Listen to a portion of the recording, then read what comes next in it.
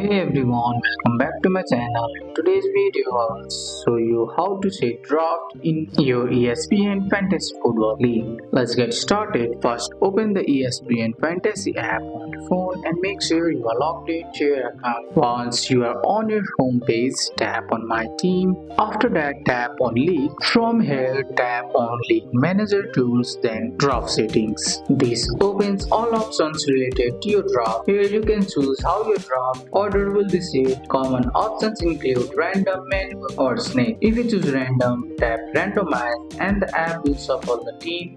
If you choose manual, assign each team their draft spot and confirm. Once your draft order is saved, tap save or done to lock it in. Now your draft order is ready for a league draft day. And that's it. That's how you set the draft order in ESPN Fantasy Football app on your phone. That's all for today's video, guys. I hope you guys liked this video. If you found this video helpful, drop a like, subscribe for more videos. Thanks for watching. See you in the next one.